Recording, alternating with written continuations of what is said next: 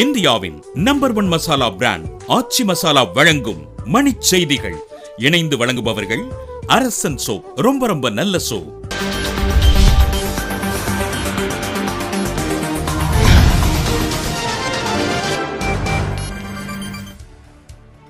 SAARC மாநாட்டில் பாகிஸ்தானுக்கு எதிராக ராஜ்நாத் சிங் பேசியதை ஒளிபரப்ப அந்நாட்டு ஊடகங்களுக்கு தடை. பொருளாதாரத்தில் பின்தங்கியவர்களுக்கான 10 விழுக்காடு இடஒதுக்கீடு அவசர சட்டத்தை ரத்து செய்தது குஜராத் நீதிமன்றம். தமிழ்நாட்டில் இனி மின்வெட்டு இருக்காது என சட்டப்பேரவையில் அமைச்சர் தங்கமணி விளக்கம். தருமபுரி அருகே பேருந்து வசதி கேட்டு பல் தொழில்நுட்ப கல்லூரி மாணவர்கள் வகுப்புகளை புறக்கணித்து போராட்டம். விருதுநகர் மாவட்டம் அருப்புக்கோட்டையில் திருட முயன்ற நபரை கிராம மக்கள் கட்டி வைத்து அடித்ததால் பரபரப்பு.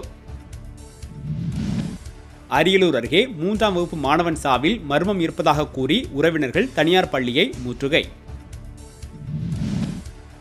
பசுமை தாயக நாளையொட்டி கும்பகோணத்தில் மரக்கன்றுகள் மற்றும் இனிப்புகள் வழங்கி கொண்டாட்டம்.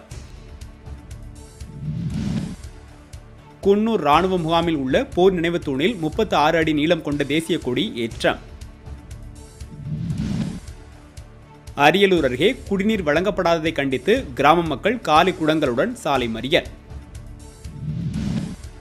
நேபாள பிரதமராக மாவோயிஸ்ட் கட்சி தலைவர் பிரசந்தா அதிபர் மாளிகையில் பதவியேற்பு.